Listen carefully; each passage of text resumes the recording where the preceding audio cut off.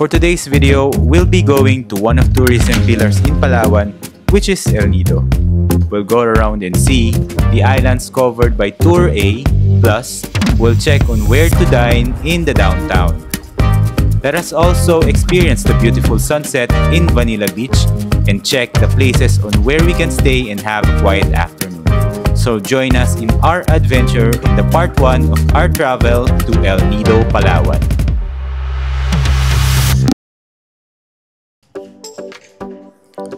Our trip begins in NAIA Terminal 3. Well, it should be a solo flight for me, but my mom and my tita overheard my plans, so I decided them to tag along in this trip. And we got the first flight to Puerto Princesa via Cebu Pacific. We took the 6 a.m. flight, and the flight is really full around that time. Gladly, when we arrive in Puerto Princesa, the weather is really good and the sun is really up high. From there, we took the van in the terminal. It cost about 700 pesos per person, while the trip into El Nido took us around 4.5 hours on the road. Our travel is really fast and good yet bumpy, so bring along a pillow with you. And around 12:45, we arrived in La Casa Teresa. This will be our accommodation for the whole trip in El Nido. And around this period, we're already starving. And it's almost lunch, so we decided to go to downtown to have our meal. We decided to roam around the area and see some places on their town. And we end up here in Serena Street. So we check on some places here to where we can find a dining place. Good day guys, dito na kami sa El Nido. Karating rin kami for tagtag yung katawan namin, sobra. Dito pala. Saan nyo gusto kumain? Dito may kainan, no? I cannot contain to see the beach and check on the area because it's really hot and I really want to swim around that time. But I really need to eat, and gladly this place have so many restaurants around the area. And we end up here in Angel Wish, which have a better view of the bay. Hello guys, dito kami sa Angel Wish. Ito yung... Yan yung view. Diba? Ganda. Kakagaling lang namin sa Puerto Princesa. Yung 5 hours naging 4 hours yung biyahe, kaya nagutom kami. So, ito yung sinigang na tanigi, chop suey, chicken pasta, and yan, mga shakes. So, yan sila mama. Nagutom. Tingin namin yung downtown mamaya.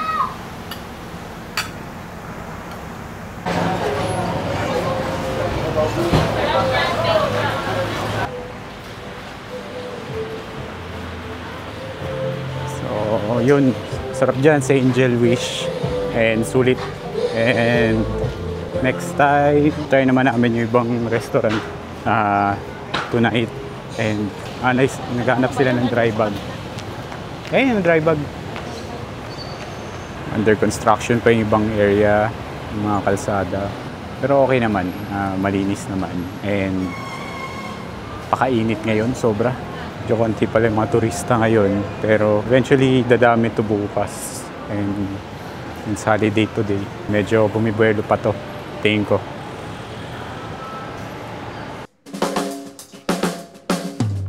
So after lunch, we head back to La Casa Teresa to have rest and to settle all the things that we have. But I have other plans around that afternoon, so I woke up early and go to Vanilla Beach. It's just a 5-minute ride from our accommodation, so I just go ahead first. Tricycle ride will cost about 100 pesos, but the tricycle driver just give me 50 pesos because I'm just all alone myself. The facade of the area is modern with lots of amenities to do, but the highlight of this is the afternoon sunset, so I better check on it. So dito na tayo sa Vanilla Beach. So pagagaling lang sa hotel and Magagala tayo dito. Ganda daw sunset dito eh, so titingnan natin. Hindi pa ako nakakagala dito pero parang malaayala yung dating niya. Natin mamaya sa may Las Cabañas.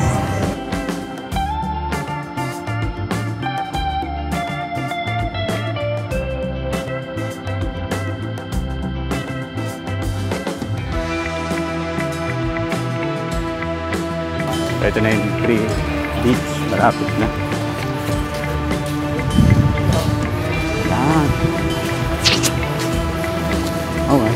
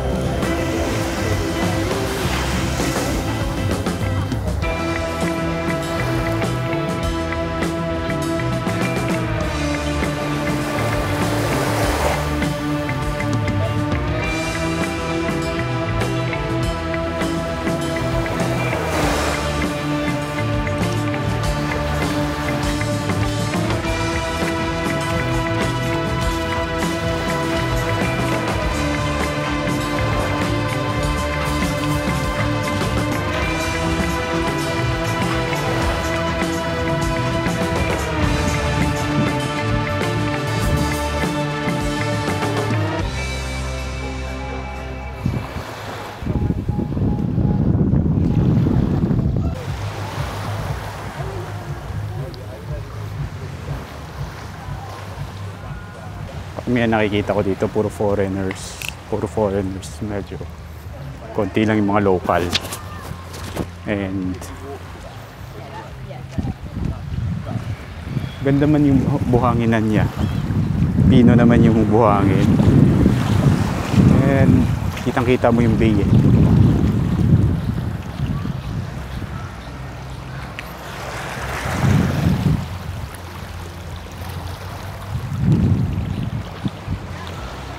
Ganda nga mag-spend ng afternoon dito.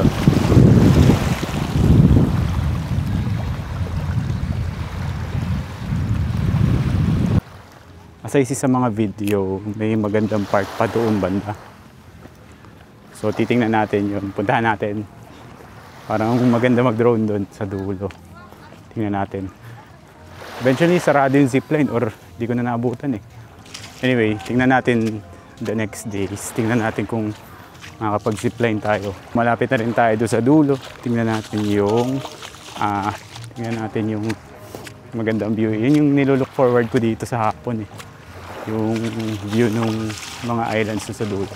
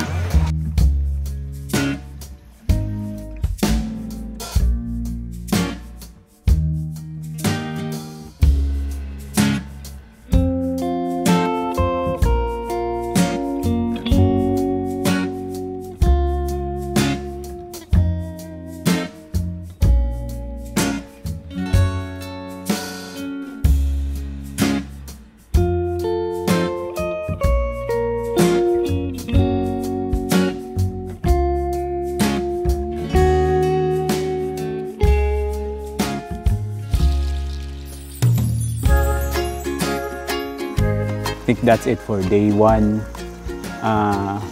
What else? Ang hirap nung papunta dito. Like 5 hours dapat kaming nakarating dito. Pero since mabilis yung driver namin, 4 hours lang nakaya. pero walang stopover. Sobra. Pero so far okay naman dito. Okay. Chill vibes. Medyo ano lang, tahimik sa ngayon. But I don't know, this following days since mag-Holy Week na, dadami yung tao. And right now, ito yung view ko. Ayan si Doggy. Okay, meron ng bundok. There mga tourist foreigners sa may Las Cabañas. And pwede nang tamang tambayan kapag inom-inom, kain konti. Yan. I'm just gonna chill and end the day here for day 1. Bakit nga rin pala kami nandito? Long weekend eh. Eventually, ano ko rin, early birthday celebration. So, ayun. First time puntahan. Let's talk about the food pala. Parehas rin yung mga rates nung mga food na sa mall sa Manila. I mean, kanina, parang nagastos din namin is around 1.4. Parehas rin kung magkakain kami sa mall or kakain sa mga restaurant sa Manila. So, parehas rin. Sa accommodation, okay naman yung accommodation namin. Malapit naman sa El Nido town proper. Doon kami sa La Casa Teresa. And malapit lang siya sa road and tahimik. So, yun isa rin sa mga gusto namin. Ano pa ba? Habang naglalakad sa buhangin, medyo konti naman yung mga tao, pero masaya naman yung vibes dito, chill lang. Akala ko nga nasa ibang bansa ako, parang Thailand or Indonesia, Bali, kasi puro mga foreigners eh. Pero saan naman yung vibes? Pinas pa rin.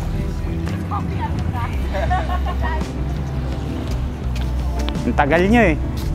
Ganda ng sunset doon. So that's how we ended up day 1 in Vanilla Beach. Well, it's really a tiring day and we just got to McDo afterwards for dinner. So kudos lang sa mga napuntahan namin and well, it's a day well spent.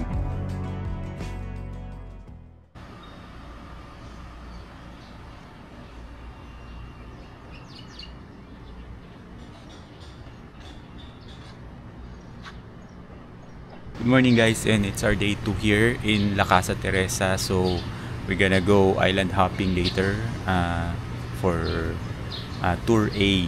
So tingnan natin kung ano yung mga pupuntahan naming mga islands. But before that, we're gonna have breakfast there. I think I had a good night's sleep last night, so I think I'm prepared and ready nasa adventures later. And as you can see, okay naman yung weather. But you know, here naman sa Palawan, sometimes it rains kahit in the middle of summer. So I guess we should just pray on that na sana hindi umulan. And ayun, mukha namang okay ang weather today, and it's really good weather and wala ganong clouds. So I guess it will be a good day today. So tara, let's go later sa ating adventure. Good thing here in La Casa Teresa, they have breakfast, and around that time, medyo marami kaming breakfast. And afterwards, we go to downtown. And for this, we just rode the tricycle, like a 15-minute ride from La Casa Teresa to the downtown area. We already booked our trip via Agoda, but as I checked, it is handled by Klook.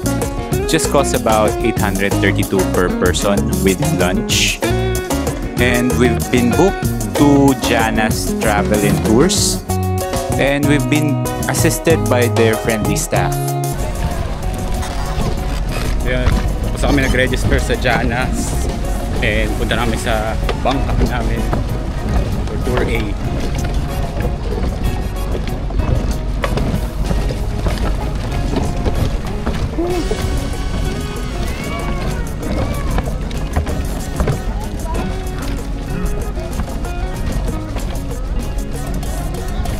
we're really in for a surprise because as we see, the boat is really big and new.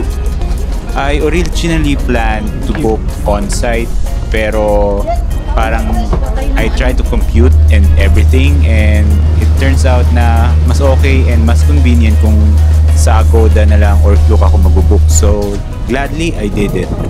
Alright, ma'am sir, good morning everyone! Good morning! Your package tour A, are you sure ma'am sir? You're running for tour A? Yes! So tour A, we have a 5-stop or 5 destination. That included Big Lagoon, Secret Lagoon, Simiso, 7 Commando, and 1 spot is snorkeling area. Okay, but everyone, are you ready? Yes! That's Hooray! But now don't say hooray. You know why? I'm not Willie. I'm Ricky.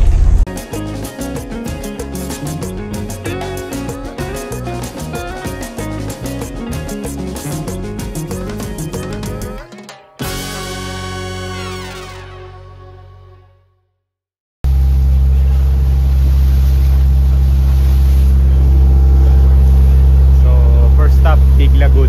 Big Lagoon kami pupunta. 40 minutes. And the island. Mga island dito. Tingnan natin yung Big Lagoon.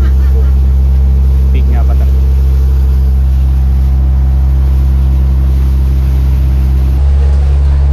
Dadaan ko yan, yan. Pwede. Pwede natin second floor.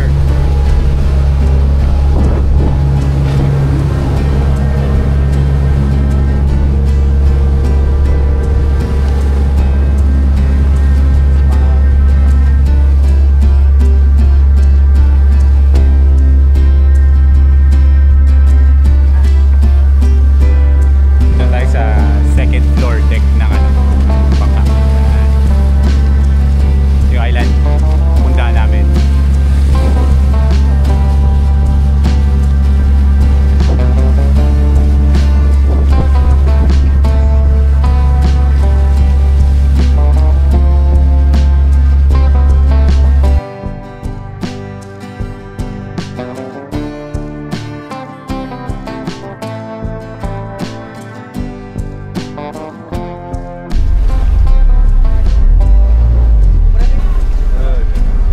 Dito na kami sa Big Lagoon.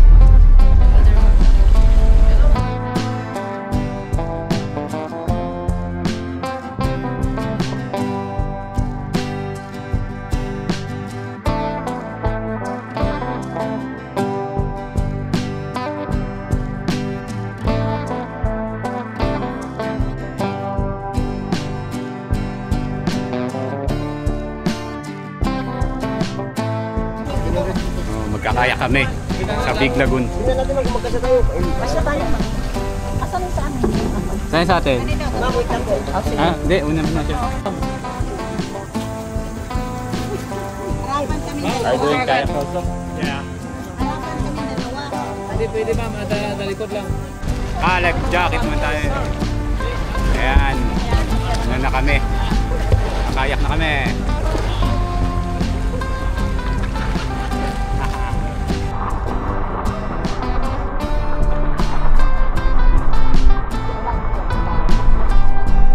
Mas maganda sa ng bisi.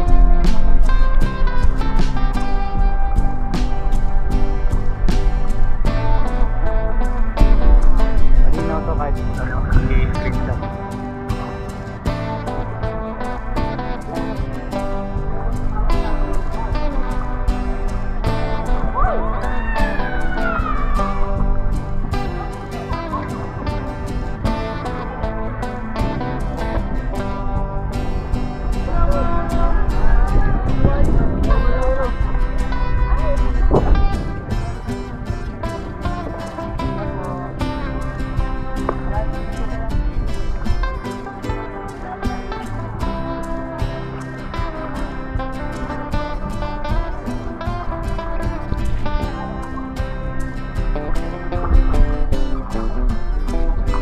So, ilang minutes ko siya, kuya?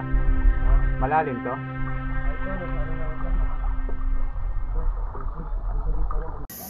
So, dito mag-cliff diving yung Red Bull. Ayan. Kaya sasarado daw yung Lagoon. Pasok kami dyan sa bato. Kailangan ba dumapa dito, kuya? Hindi.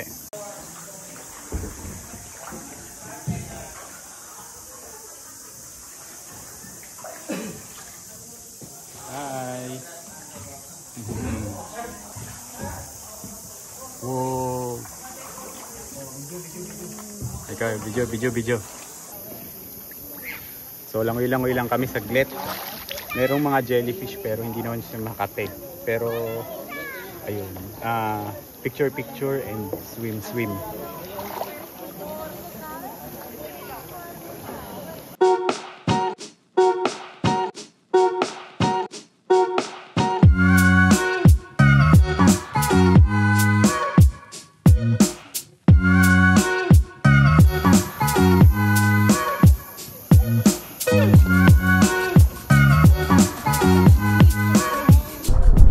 Pabalikan na kami ng bangka and we're off to our next destination.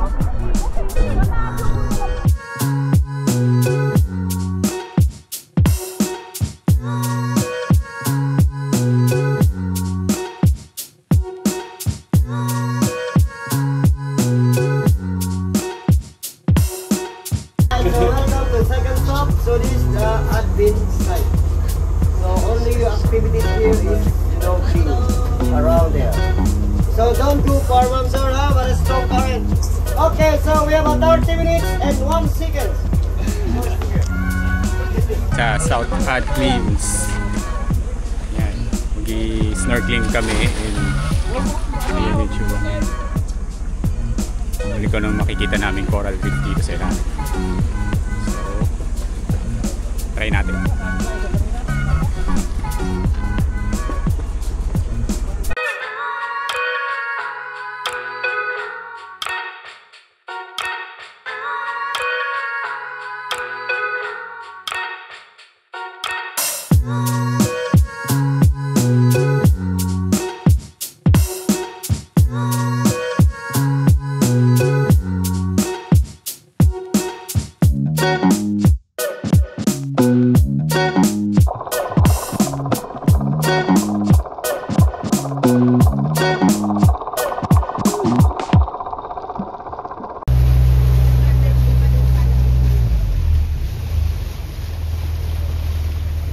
So this is your third destination, Shimizu Island.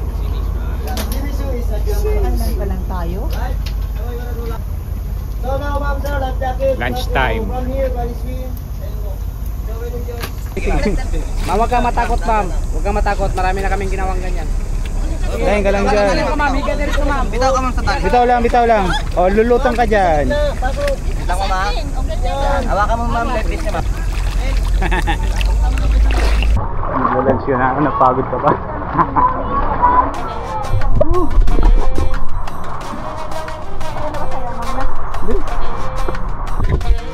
We just stayed here in Shimizu Island for about an hour, and these are the foods that's served by the crew in our lunch. This includes fish, shrimp, veggies, and fruits.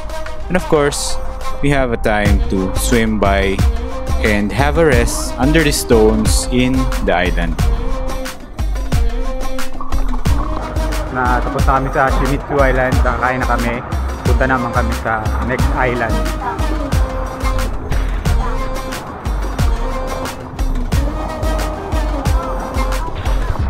Let's go!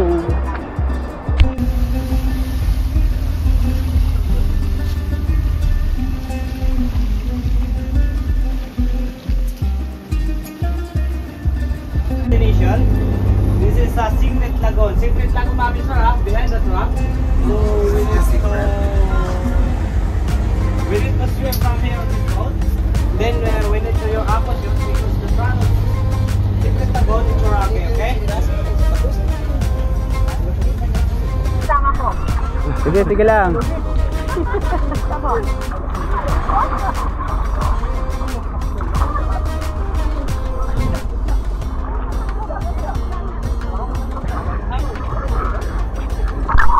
Diretso muna kaya?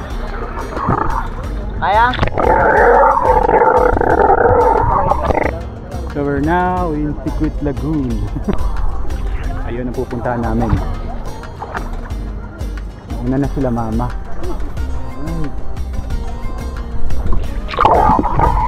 Well, it's not so secret anymore.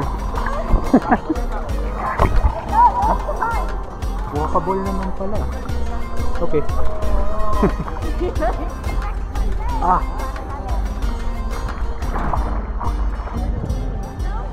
Bagat sa akin ah. Kaya yun.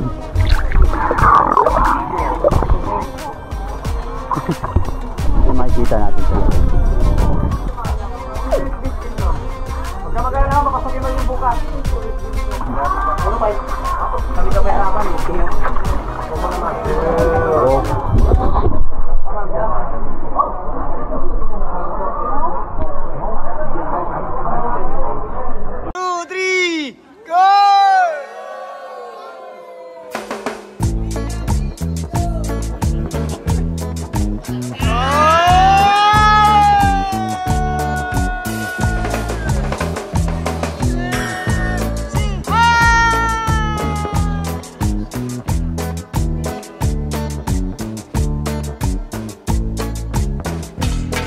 Medyo struggle lang sila mama when they enter and exit this cave, but all seems well afterwards. We still have plenty more time to spend here in this lagoon and check on the area where they have a beach. Punta naman kami sa beach side nito. Medyo maliit lang pala yung Secret Lagoon sa loob. And daming tao. Pero worth it naman. Sa loob. Uy, namiming. May namiming dito.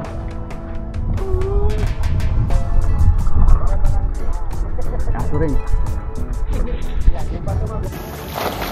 Sido. Yo!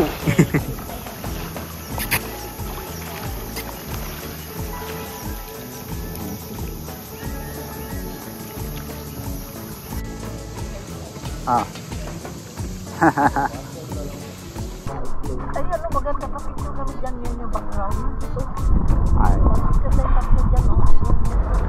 So, isang island na lang. Wow! 7 Commandos Beach. Yun na lang. Sabi ni Kuya, chill na lang daw doon. Since hapon na rin. Okay dito talaga. Grabe. Sobrang ayos. Mga views. Medyo mabato. So yan, pupunta na kami sa bangka.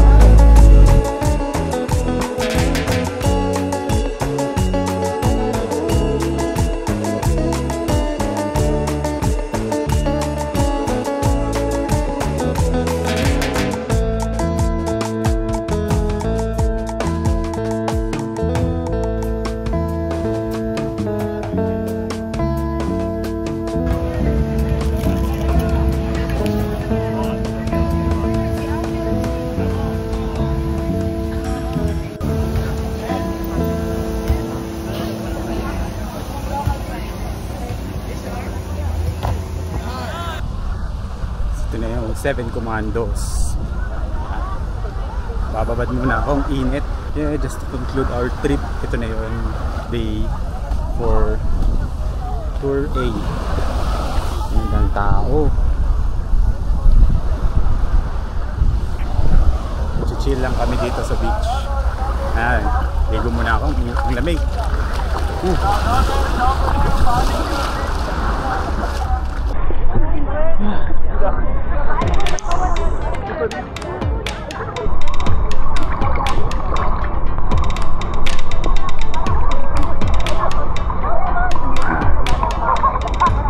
Most of the people stop here and spend time just resting after the Long Island hopping of Tour A. You can buy foods, drink beer, and play volleyball with other tourists. Seven Commandos Island basically closed the whole tour and guides to what awaits in the downtown at the evening.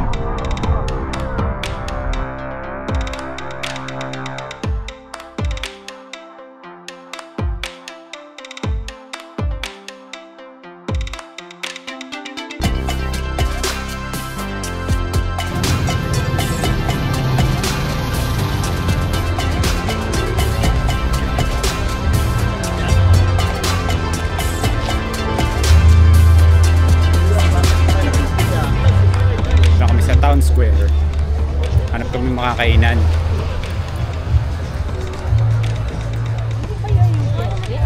Ayan. Kaya sabi nga ni Kuya, pwede daw lakarin ng playa.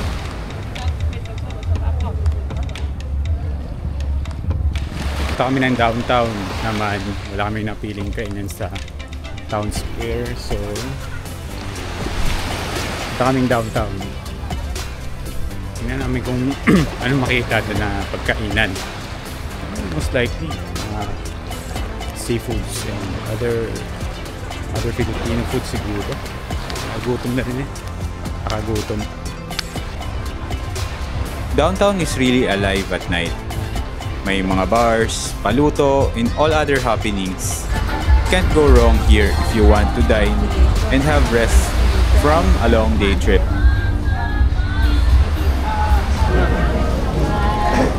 Magkano kilo, te? 4,000 po. Dito sir, 3,800 sir. Bigay ko sir. Stop. Dapo.